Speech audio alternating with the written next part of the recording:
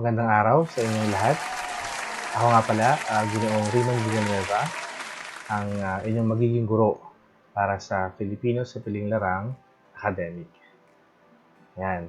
So, kamusta naman ang pagsagot ninyo ng inyong mga modules? So, ito, magsisimula tayo sa ating video lesson, supplemental video lesson, na magtatalakay ng iba't ibang karagdagang kaalaman patungkol sa Piling Larang Academic. Yan. Sige, so sa araw na ito, ang ating unang module ay patungkol sa akademikong pagsulat. So, unang markahan, Module 1, akademikong pagsulat.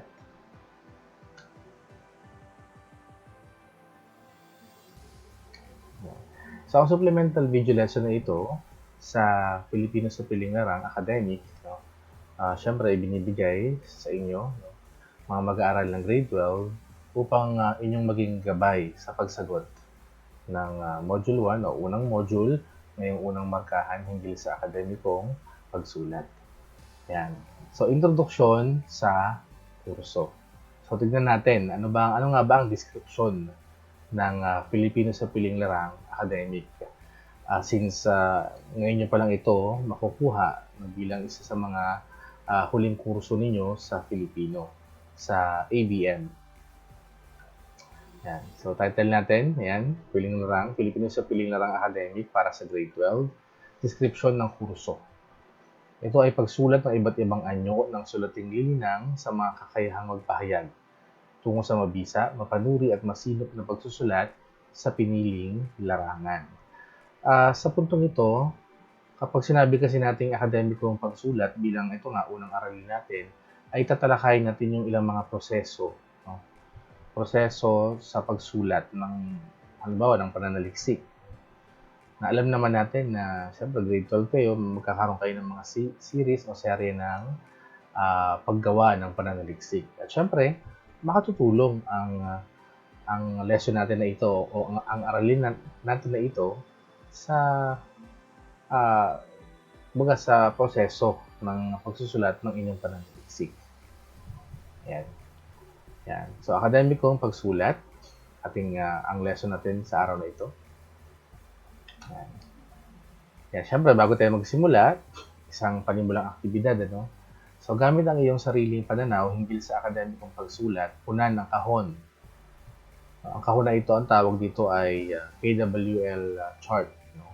Punan ng kahon o ang chart na KWL ng sagot batay sa mga nakalaang katanungan. So, ito yung box, kita natin, paksa ay akademikong pagsulat. So, meron tayong K, W, and L. So, sa K, or dito sa una, ano ba ang inyong, o kung ano ang nalalaman nyo patungkol sa akademikong pagsulat? So, ibig sabihin, what I know. Ano yung background knowledge nyo? Meron ba kayong background idea? Meron ba kayong nakaraang kaalaman? No? O meron na kayong nalalaman patungkol sa akademikong pagsulat? So, ilalagay nyo rito. Yan. Tatlo yan, ano? So, pangalawa, what I want to know. So, ibig sabihin kung ano pa ang gusto kong malaman. Kung ano pa ang gusto nyo malaman. So, matapos ang diskusyon natin o sa araw na ito, ating discussion, ay malalaman niyo kung ano pa yung gusto ninyong matutunan mula sa akademikong pagsulat. At syempre, sa letter L, what I learned. Ano ba ang inyong natutunan? So, masasagutan niyo itong dalawang ito, itong W at L, pagkatapos yung panoorin ang supplemental video lesson na ito. Yan. So, tuloy tayo, no? Ayan. So, akademikong pagsulat, kalikasan ng pananaliksik, mula kina Pamela Constantino at Galileo Safra. So, background lang class, ano? Sa paaralan namin, ng kolehiyo, sa aking pinagtapusang Universidad ng Pilipinas, Diliman, naging guro ko si Pamela Constantino bago siya maging university registrar. Yan, naging guro ko yan, naging professor ko yan sa isang subject sa Filipino. Ngayon din naman si Sir Safra, Galileo Safra, na talagang mahusay. Pareho silang naging mahusay na profesor. Lalo na kung pag-uusapan natin ang pananaliksik sa wikang Filipino. at syempre sa larangan na rin ng Filipino. Yan. So ano nga ba ang akademikong pagsulat? Sabi rito, ang akademikong sulatin ay isang sulatin na nangangailangan ng masusing pag-aaral. Yan. So nililinang nito ang kahusayan, galing, talento, at pinatataas din nito ang kamalayan sa iba't ibang larangan, maging ang antas ng kaalaman sa makrong kasanayan. Pangatlo, nagsasalaysay ito ng mga pangyayaring papakita ng kaparaanan sa pagkilos ng mga tao sa isang lipunan. So, pag sinabi natin akademikong pagsulat, syempre, obviously, yun nga, kumbaga isa itong sulatin na nagmumula sa pag-aaral ng mga akademiko, ng mga academic people, no? Sa mga universidad, sa mga paaralan, no? So, dyan kumbaga, kung sinabi natin akademikong pagsulat, madalas, nagagaling ang pagsulat na yan sa mga taong involved sa academics. So, syempre, sa school nga, sabi ko kanina, no? Sa mga universities, sa mga colleges. Yan, sabi niya, ito ay naglilinang ng kahusayan, talento, no? Nagpapataas ng kamalayan sa iba't ibang larangan. Yan, so, naalala ko, syempre, nung kolehiyo ako, gumawa ako ng thesis, no? Sa UP, ang aming thesis kasi sa UP noon, naalala ko ay individual. So, may ilang universities, may ilang mga colleges na grupo ang kanilang thesis. Pero sa kaso namin, individual. Yan. So, yun, merong proseso. No? At ang laging sinasabi ng mga advisor namin sa thesis ay kinakailangan meron itong direksyon na nagpapakilala o nagpapalakas ng ating kamalayan patungkol sa lipunan na ating ginagalawan. So, dapat ganun yung maging orientasyon ng mga akademikong pagsulat. Yan. Sige, tuloy tayo. Yan. So, ano ba yung kahulugan? Ano ba yung kahulugan ng pananaliksik? Mula din sa persepsyon ni na Pamela Constantino at ni Galileo Safra. So, sabi nila, ang pananaliksik ay isang masusing pagsisiyasat at pagsusuri sa mga ideya, konsepto, bagay, tao, issue, at iba pang ibig, bigyang linaw, patunayan, o kasubalian. So, ibig sabihin, pag sinabi nating pananaliksik, masusing pag-iimbestiga, pagsisiyasat, no? Paghahanap, no? ng sagot sa mga katanungan na buo sa iyong isipan. Sabi nga natin, paano ba nagsisimula ang pananaliksik? Nagsisimula ang pananaliksik dun sa unang-unang karakter ng isang mananaliksik. Ano yun? Siyempre yung pagiging curious. Pagiging curious natin sa mga bagay. Siyempre yung mga tanong na bakit nangyari ito? Bakit ganyan? Bakit ganoon? No? So, nagsisimula tayo sa tanong. No? At ang ibig sabihin niya, kung nagsisimula tayo sa tanong, tayo kasi ay nagsisiyasat o tayo ay nag-iimbestiga. Okay, so tingnan natin, ano pa ang kahulugan ng pananaliksik? So, meron siyang mga words na sinabi rito. No? So, una, masusi. No? So, masusi ang pananaliksik dahil bawat detalye, datos, pahayag at katwiran ay iniusisa, nililinaw at pinag-aaralang mabuti bago gumawa ng mga konklusyon. Dalawa, pagsisiyasat. Ito dahil anumang pamamalagay, ideya o haka-haka ay nahanapan ng katibayan para patunayan. Yan. So gusto ko itong dagdagan yung pag-iimbestiga, yung pagsisiyasat. Napakatama talaga yan. Pag tayo ay nagsasaliksik o ang pananaliksik ay may katangian na ito ay nagsisiyasat kasi nga hindi ka pwede mag-rely sa haka-haka. Hindi ka pwede mag-rely sa mga opinion. Kinakailangan ay hanapan mo ito ng katibayan. Hanapan mo ito ng magpapatunay at magpapatibay ng iyong debate. O magpapalakas ng iyong pag-aaral. Okay? So, yan, pangatlo, pag-aaral ito. So, pag-aaral ang pananaliksik dahil ang mga bunga ng pagsisiyasat ay tinitimbang, tinataya at sinusuri. At syempre, yun nga, sa point na to, sa kahulugan ng pananaliksik na ito ay pag-aaral, hindi ka naman basta-bastang tatanggap ng mga ideya. So, kailangan timbangin mo ito, kailangan i-consider mo ito. At syempre, masuri mo ito. Yun ang ibig sabihin ng pag-aaral. Ayan, pang-apat, nagbibigay linaw ito, no, sa mga ideyang sa mga ideyang maaari ng alam ng marami pero mangangailangan ng dagdag na impormasyon at paliwanag. So, syempre, kapag sinabi nating pananaliksik, nagbibigay linaw dahil meron kang, kumbaga yung hindi, andiyan lahat ng evidences, no? Pero syempre, kinakailangan piliin mo yung pinakamatibay na ebidensya na magpapatunay sa iyong pag-aaral. Kaya kinakailangan mas usisain mo. No? Kapag nalaman mo yun, nausisa mo yung pinaka-material o pinaka-sanggunian ng iyong pag-aaral, doon ka makakabuo ng mas malinaw na impormasyon at eksplanasyon o paliwanag. Yan. At syempre, yan, isa sa mga kahulugan ng pananaliksik, ito ay nagpapatunay. So, nagpapatunay ang pananaliksik sa mga nosyon, palagay, haka-haka, at paniniwala. So, pag sinabi natin nosyon, ito yung kaisipan, kasalukuyang kaisipan mo, kasalukuyang estado ng iyong isip, notion o nosyon. So, ibig sabihin, nagpapatunay ito sa mga nosyon, palagay, haka-haka. Yun nga.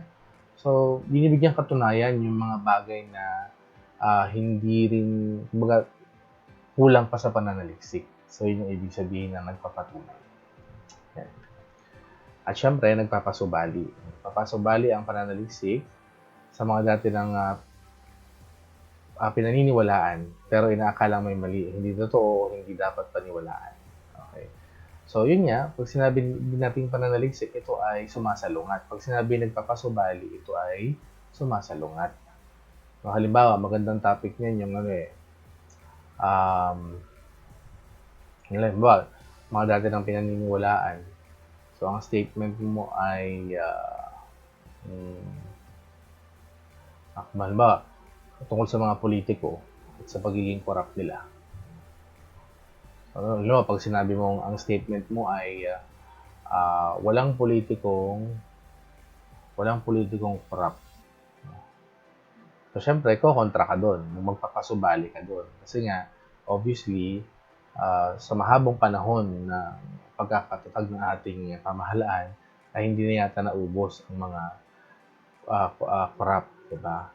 So, kailangan mong banggain yun, pasubalian yun, yung statement na walang politiko na corrupt. Kasi nga, sa perception mo at sa pag-aaral ng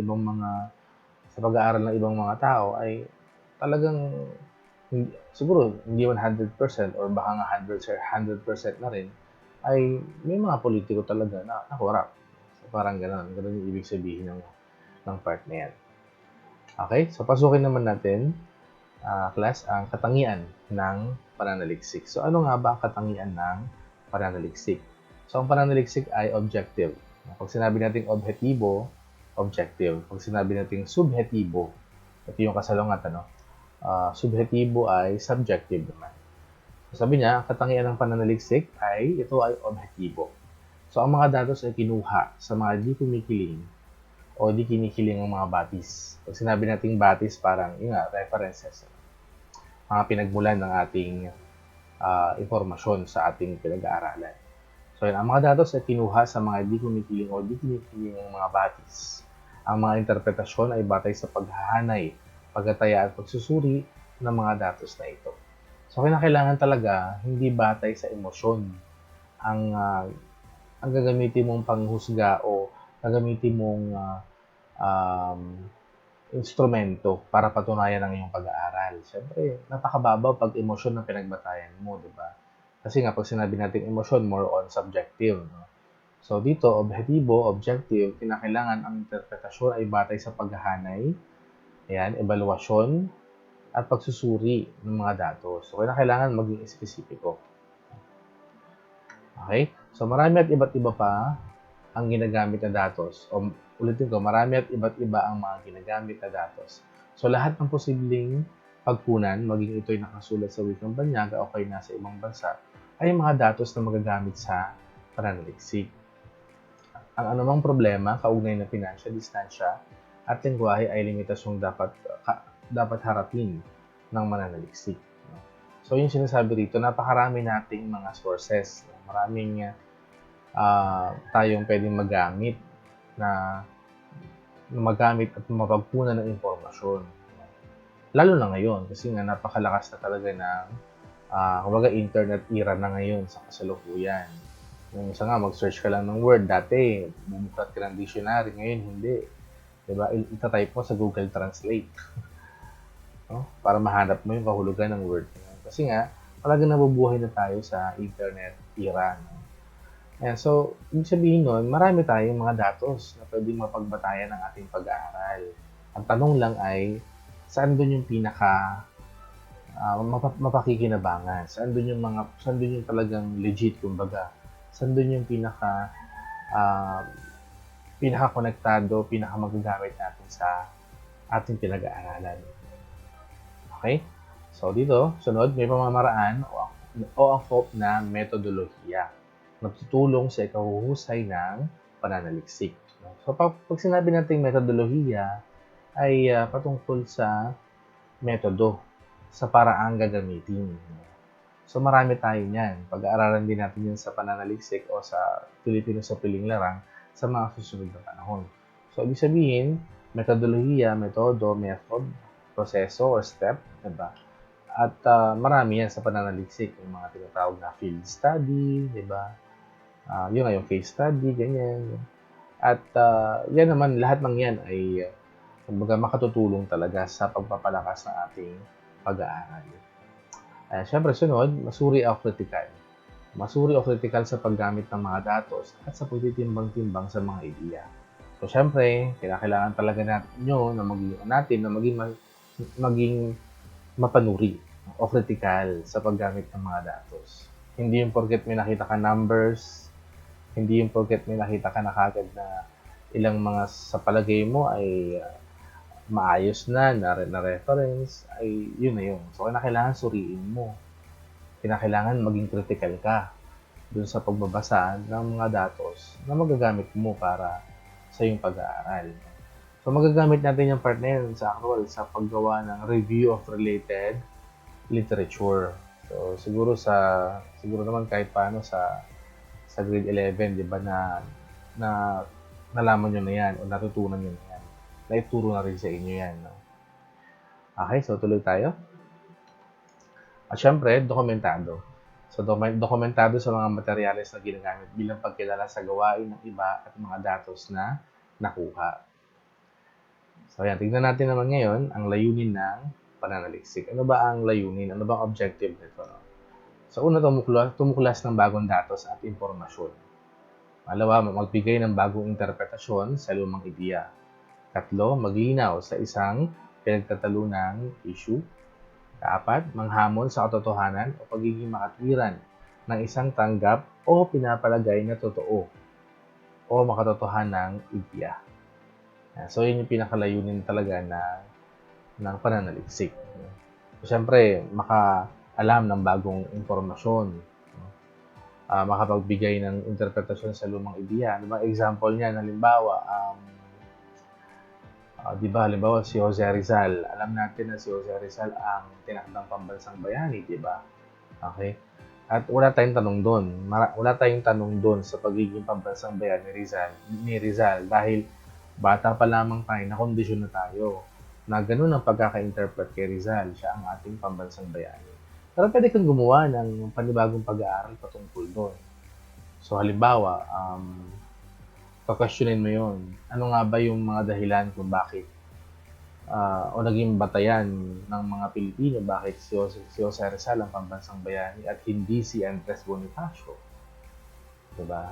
So, magkakaroon ngayon ng panibagong ideya at bagong interpretasyon. So, kailangan sa ganung punto, isa sa mga layunin talaga ng pananaliksik na ito ay yun nga, bigyan interpretasyon ang isang matagal ng ideya. No?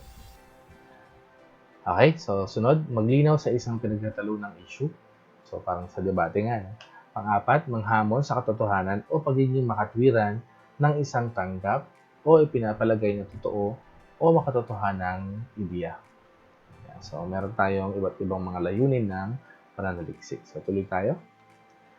Panglima, magpatunay na makatotohanan o valido isang ideya, interpretasyon, paniniwala, palagay, o pahayag. So, isa rin ito sa mga layunin talaga ng pananaliksik. No? Maipakita na totoo yung ginawa mo. Totoo yung pagkaka-interpret mo. Kumbaga, valid yung mga ideyang i-shinare mo sa pananaliksik mo. Parang gano'n. Yan, pang-anim, magbigay ng historical na perspektiba para sa isang senaryo. So dito naman, kung makikita natin, ay kumbaga malinaw na isa sa mga layunin ng pananaliksik ay magbigay ng historical na perspektiba para sa isang senaryo. So ibig sabihin, kung sa isang pananaliksik i-apply natin yung number 6, no, yung pagtalakay sa historical, no? O yan, pagtalakay, yung topic niya, may isa kayong particular na topic, pagtalakay sa nakaraan nun, pagtalakay sa history nun. Kasi yung nga, sabi natin, di ba, hindi mo makikilala ang kasalukuyan kung hindi mo alam o kilala ang nakaraan. So, kailangan talaga tignan yung mga ginang aspeto. Yan, so, tuloy tayo. Gamit ng pananaliksik sa lipunang Pilipino. So, akala mo siguro, gaya ng pag-aakala ng marami, na pang-eskwela lang ang pananaliksik. So, syempre, hindi. No? Bagamat kanina, sinabi ko nga, di ba, yung mga taong akademiko, no? So, syempre, nasa school sila. Sila yung mga professors, mga college students, etc. So, syempre, sa asignaturang ito, gagawa ka ng sulating pananaliksik o panahunang papel, no? O research paper or ang tawag dun sa iba, term paper, no? Bilang pagsasanay sa pananaliksik. Ayan, so, pero mahalagang malaman mo ang iba't ibang gamit ng pananaliksik. So, ano-ano nga ba ang mahahalagang gamit ng pananaliksik? So, tignan natin, ano? Ayan, so yung una na binabanggit dyan ay yan, sa pang-araw-araw na gawain. So, sa pang-araw-araw na gawain, paano natin malalaman na, kumbaga, mahalagang tignan ang pananaliksik sa pang-araw-araw na gawain. So, paano yung gano'n? Ano? Ayan, so, sinasabi rito na, ayan, may mga pansariling gamit at kabuluhan ang pananaliksik, no, sa isang individuo. Halimbawa, sa paghahalaman, magtataka ka siguro kung sa tinagal-tagal ng panahon na tinataniman mo ang mga halaman o tinataniman mo ang halamanan mo, ay mapapansin mo hindi na lumalaki ang mga nakatanim dito. Kaya unti-unting namamatay ang mga ito. Siyempre, isa-isahin mo sa isip ang mga pwedeng dahilan, no, ng pinagkakaganon ng mga halaman. May mga anay kaya sa ilalim, sa patanong, no? May mga sala sa libid kaya mga ugat kaya hindi makahinga ang mga ito. O kaya naman kulang kaya sa pataba ang lupa. So nagkaroon ka kagad ng tanong, nakapag-formulate ka ng tanong patungkol dun sa maaari mong saliksikin patungkol sa halaman mo na patungkol sa pang-araw-araw na gawain. So marami pang pagpapatunay, paglilinaw, pagpapatibay, pagpapasubali at pagdaragdag ng mga kaalaman at ideya ang nagagawa ng tao sa pang-araw-araw niyang pamumuhay. Yan, ang mga ito'y mga kasagutan o katugunan sa mga tanong ng tao sa sarili at sa komunidad sa araw-araw niyang ginagawa or gawain. Okay, so tuloy tayo. So pangalawa ay sa akademikong gawain. So tignan natin. Yan. So kadalasan akala ng marami ay sa akademya lang ginagawa ang pananaliksik. Yan, siguro kaya ganito ang akala ay dito ito pinag-aaralan gaya ng ginagawa mo ngayon. No? So, tinatawag na sulating pananaliksik o panahunang papel. Sa iba naman ay tinatawag na pamanahong papel ang bunga ng gawaan ito na ginagawa ng pares mong mag-aaral. Sa mga nagtatapos naman, tinatawag itong thesis o kaya'y disertasyon. No? Yan. Okay, ano pa? Sabi niya, may iba't ibang formal at metodolohiya ang pananaliksik, depende sa larangan. Mapag-aaralan mo ang mga ito kapag nasa larangan ka na para sa layunin ng kursong ito. Ang mga pangkalahatang kaalaman lang ukol sa pananaliksik ang pag-aaralan mo. Yan. Okay? So, titignan naman natin ang halaga or ang gamit ng pananaliksik sa kalakal, no? Kalakal or business. So, tignan natin.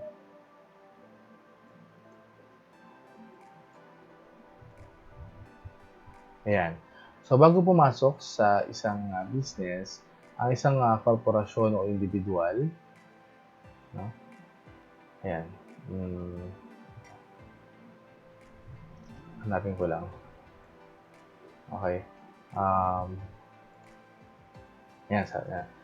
So, sabi niya, bago pumasok sa isang business, ang isang korporasyon o individual ay gumagawa muna ng pananaliksik o feasibility study ukol sa potensyal na market at tubo at ikatatagumpay ng business na pinasok. So, may tinatawag tayong ganun niya, no?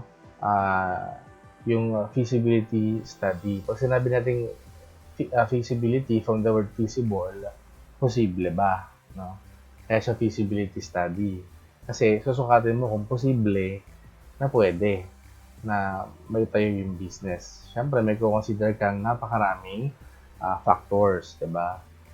Sabi niya, at titignan dito ang clientele o mamimili, lugar, uri ng produktong pinagbibili. Sa gayon, may iwasan ng sobra o walang kabulhang paggasta, pagkalugi, at pagsasayang ng oras at pagod. Okay? So, yun yung part ng kalakal at business. Sunod tayo sa iba't ibang institusyong panggobyerno. Okay, ano bang iba't ibang gamit ng pananaliksik, no?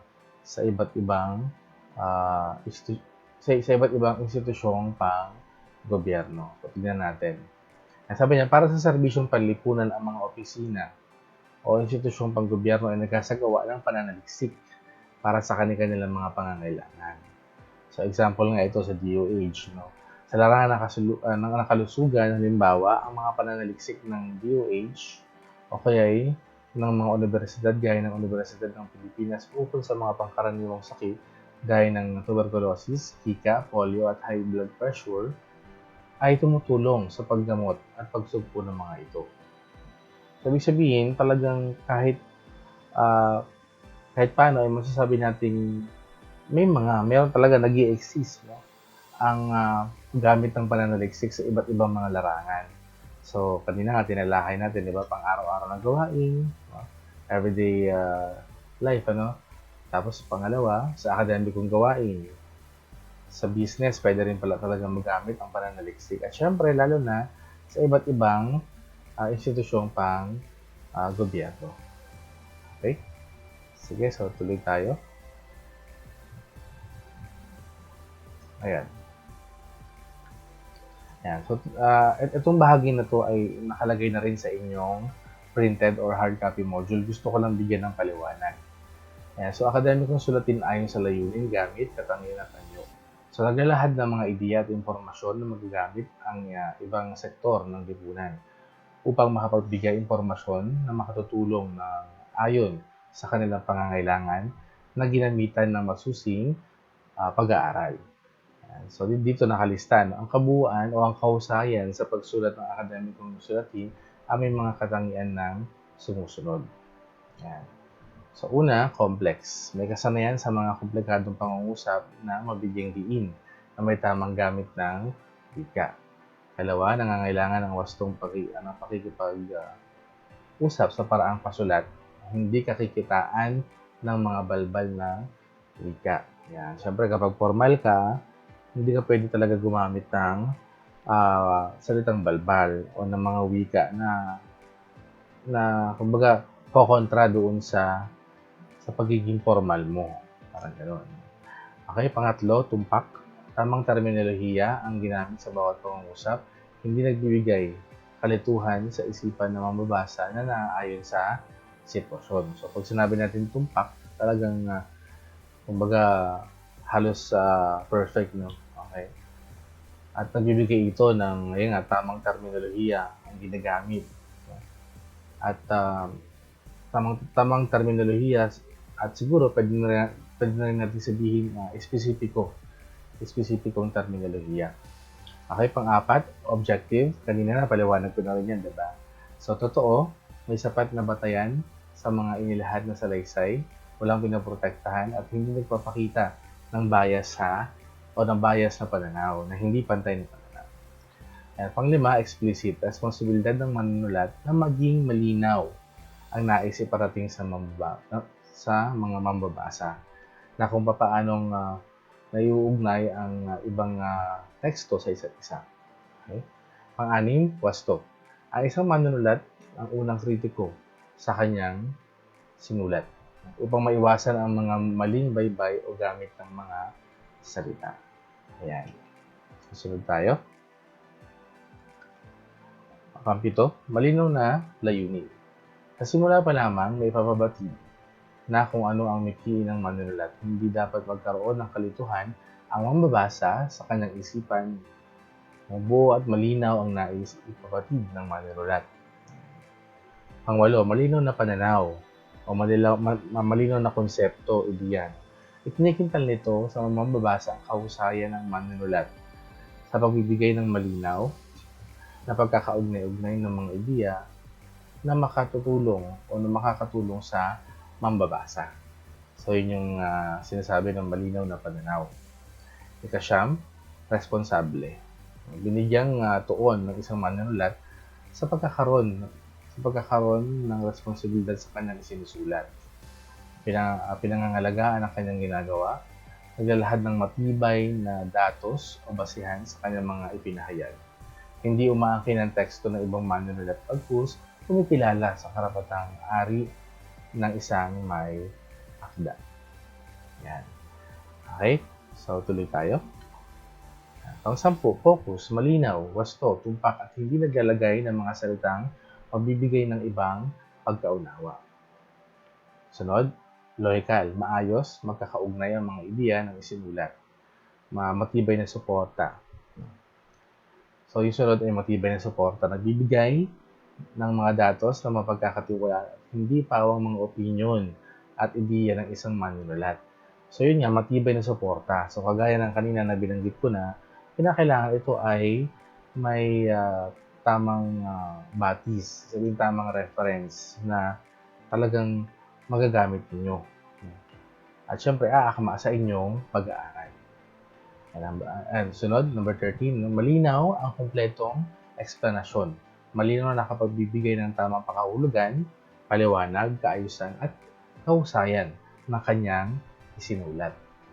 So, tandaan na, malinaw at kumpletong eksplanasyon.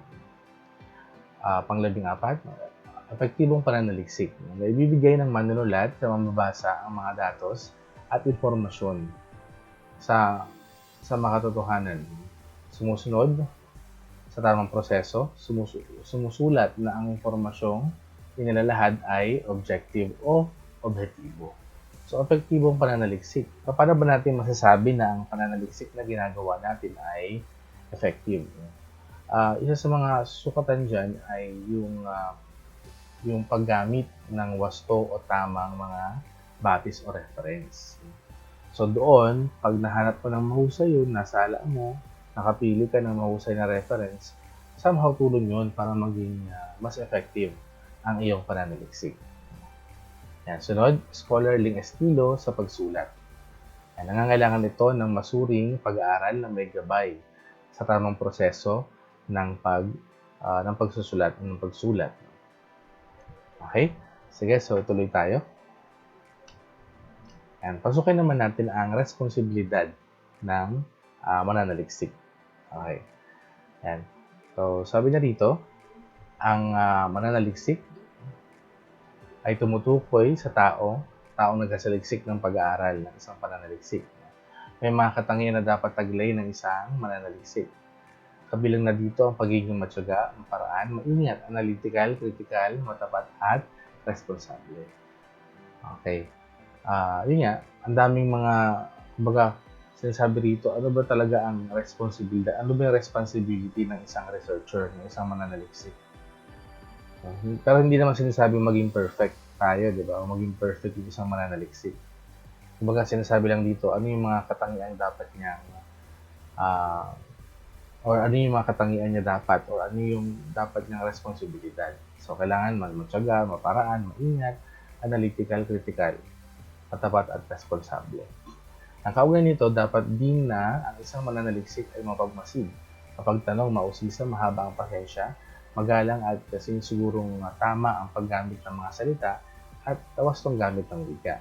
Ayan, napakahalaga niyan. So, isa yan sa mga responsable ng isang mananaliksik, ano, yung pagsusulat, diba? So, ibig sabihin, dapat ay, kumbaga, gumamit tayo. Sa ating pagsusulat, gumamit tayo ng mga wastong wika, diba? Kasi pag hindi, ano ba, napaka-formal ng pag-aaral tapos ang gagamitin mong estilo ng pagsulat ay salitang balbal, ay magkakaroon ng problema. So, kung formal ang iyong pananaliksik, no, dapat gumamit ka rin ng wastong gamit ng wika. No? Okay, tuloy tayo. Yan. So, akademiko versus di akademiko, itong bahagi ito ay nasa inyo ring printed module. So, kinuha ko lang para maipaliwanag ko sa inyo. So, ang salitang akademiko o academic ay mula sa mga wikang European, Pranses, no? Yan, ay mula sa mga wikang European. So, yan, sa Pranses, academic, medieval Latin, academicus. So, dalawa, no? Sa Pranses, academic, sa medieval Latin, academicus. So, noong gitnang bahagi ng ika-16 na siglo. Yan. So, tumutukoy ito o may kaugnayan sa edukasyon, scholarship, institusyon, o larangan ng pag-aaral na nagbibigay tuon sa pagbabasa, pagsulat at pag-aaral, kaiba sa praktikal o technical na nagawain. Yan.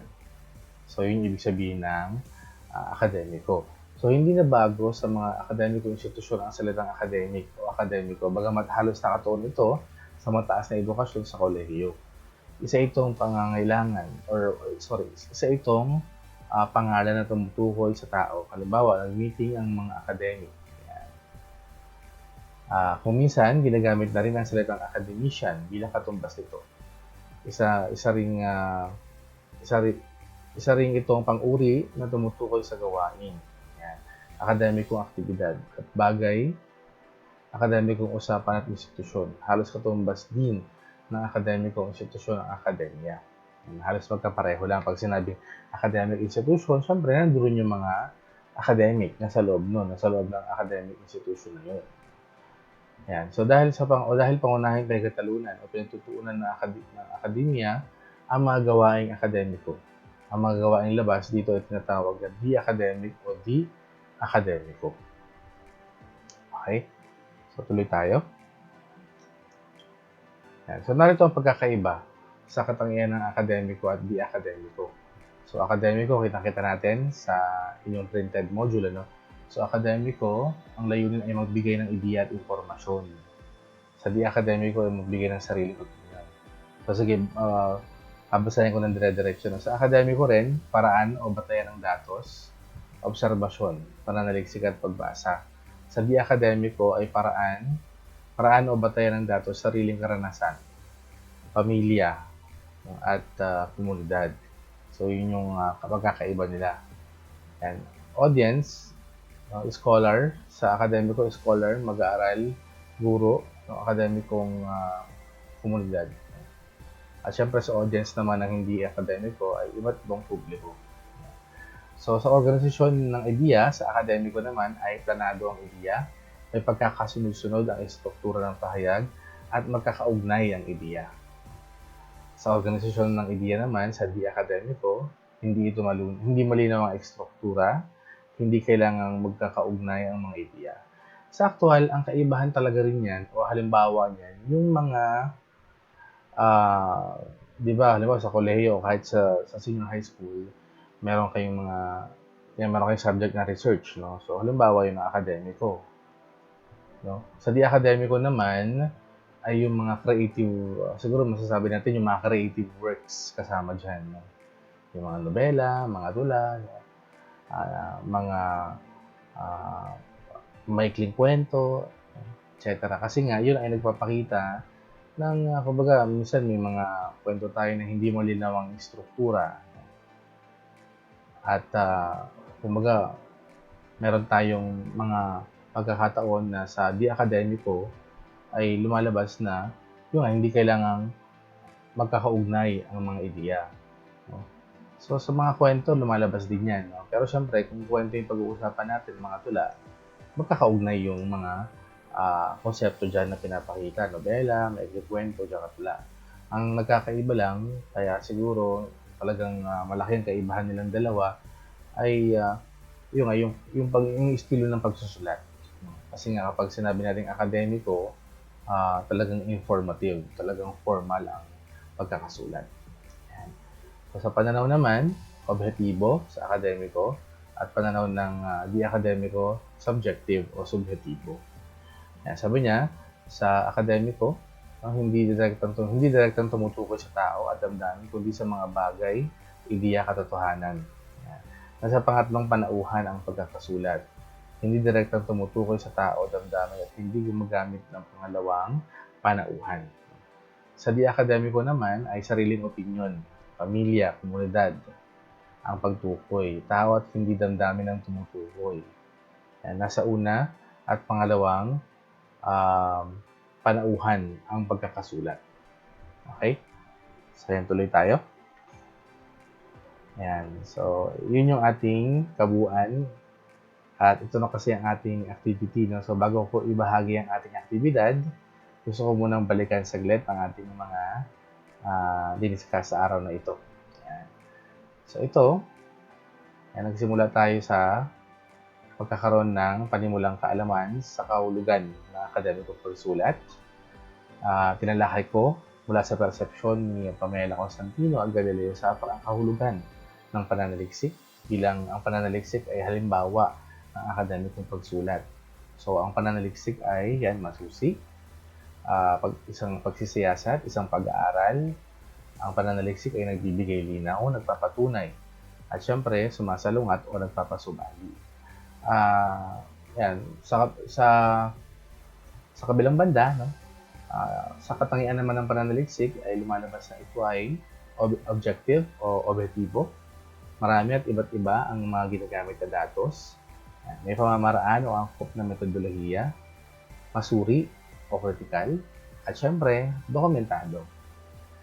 So, pinasok din natin ang layunin ng pananaliksik. No? Pinakita natin kanina, yung pagtuklas ng bagong datos, pagbibigay ng bagong interpretasyon, linawin ang isang debate o argumento, at manghamon sa katotohanan, pagiging makatwir ng isang tanggap o pinapalagay na totoo o makatotohanan ng idea.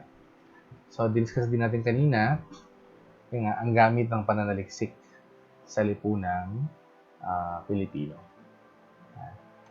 So, meron tayong binigay na halimbawa, pang-araw-araw ng gawain, akademikong gawain, kalakal, at syempre sa iba't ibang institusyong panggobyerno. Yan. So, mula dyan, dinutong natin ito ng discussion pa rin sa akademikong sulatin, no? Batay sa o ayon sa layunin, gamit, katangian at anyo. So, pinakita natin yung mga yan, complex, formal, tumpak, objective, o objektibo, explicit, vasto, no? malinaw na layunin, malinaw na pananaw, responsable, focus, logical, matibay na suporta, malinaw at kompletong eksplanasyon, epektibong pananaliksik, at syempre, yung tinatawag natin scholarly estilo sa pagsulat. Yan, pinalaki din natin kanina yung responsibilidad ng isang mananaliksik. No? So, umpisa pa lang ng inyong pagiging grade 12 sa mga panahon ito, syempre ABM pa, so dapat medyo maramdaman nyo na, ma-feel nyo na kayo ay researcher. Para kapag gumawa kayo ng pananaliksik, siguro kahit paano ay magiging madali sa inyo. Yan. Ano pang kanina? Kanina, diniscuss pa natin yung akademiko versus di akademiko. Pagkukumpara sa dalawa. Yan. So ngayon, humantong na tayo sa pagtataya. So syempre, meron kayong isang maikling aktibidad na nagagawin o in-encourage ko kayong gawin sa video lesson na ito. So yan, paggawa ng online pananaliksik. So babasahin ko, no? Kamakailan ay naungkat ang labis na paghihirap ng mga magsasaka buhat ng bumaba ang presyo ng palay. Sa online pananaliksik na gagawin, inyong sasaliksikin ang 1 taon ng implementasyon ng Rice Liberalization Law, tinatawag ring Rice Tarification Law.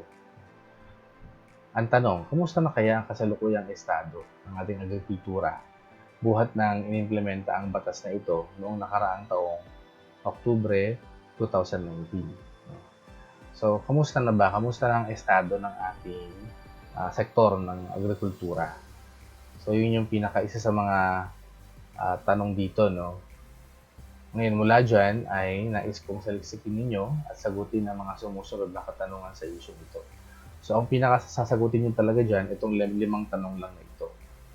1, 2, 3, 4, 5. So, sino ang proponent ng batas na ito? Kumbaga, sino may pakana? Sino nag-propose? Sino gumawa? Ano ang naging pangunahing batayan kung bakit ito isinabatas? Anong basis? Paliwanag ninyo. Ano ang nangyayari sa mga lupain ng mga magsasaka sa kasalukuyan? May kaugnayan ba ang estado o kalagayan ng mga lupang ito sa pagpapatupad ng Rice Liberalization Law? Paliwanag. Kaapat, sino ang tunay na makikinabang sa programang ito? Magbigay ng ilang patunay.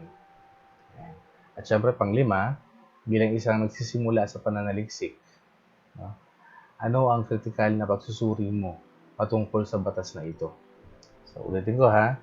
Yan, bilang nagsisimula kayo sa pananaliksik o bilang mananaliksik, ano ang kritikal na pagsusuri nyo patungkol sa batas na ito? Ipaliwanag. Yan. So, sana naman sa puntong ito, kapag sinagot niyo yung mga tanong na yan, yung 5 tanong na yan, ma-feel ko naman o maramdaman ko naman na ang mga sagot nyo talaga ay pang grade 12. No? So, baga, husayan ninyo ang pagpapaliwanag at ibigay ang lahat ng kaya para sagutin ang mga katanungan na yan. Okay? Sige, so kung gusto niyo namang tignan uli ang instruction o ang mga tanong, pwede niyo namang balikan ang supplementary video lesson na ito. Yan, so maraming salamat sa panonood. Ayan. So, ang kasunod na video lesson ay gabay sa pagsagot ng Module 2. Ngayong unang markahan sa Pilipino sa Piling Larang Academic. So, syempre, tapos na yung ating Module 1. Ang sunod natin ay supplemental video lesson para sa Module 2. Na aayusin ko pa lamang. So, pakihintay lamang po ang aking anunsyo para sa ikalawang video lesson natin. Okay? So, hanggang sa muling video lesson. Ayan. So, kung may katanungan, pwede naman kayong mag-chat sa akin sa ating group chat. So, huwag kayong wag mahihiyang magtanong. Ayan. Sabi nga, di ba? Kaya, feel free to ask kaming mga guro and ako sa Filipino para kung ano ba, meron kayong tanong, mga clarifications, itanong nyo lang. Okay? So, sige. So, salamat sa panonood sa ating supplemental video lesson na ito. Yan. At syempre, gusto ko na rin i-plug ito, no, aking YouTube channel, no, na Biyahe ni Dong. So, huwag niyong kalimutan na mag-subscribe at syempre, i-click ang notification bell para sa mga susunod pa natin mga video lessons. At syempre, hindi lang mga video lessons, yung mga travels, no, mga paglalakbay. Yun nga lang, ngayon kasi ay pandemic, kaya medyo marami mga checkpoint, kaya hindi tayo nakakabiyahe. Pero sa mga susunod ay hopefully makabiyahe tayo sa iba't iba pang mga lugar. Yan. So, muli, huwag kalimutan mag-subscribe at huwag kalimutan na i-click ang notification bell. So, hanggang sa muling video lesson, maraming salamat. 12 ABM.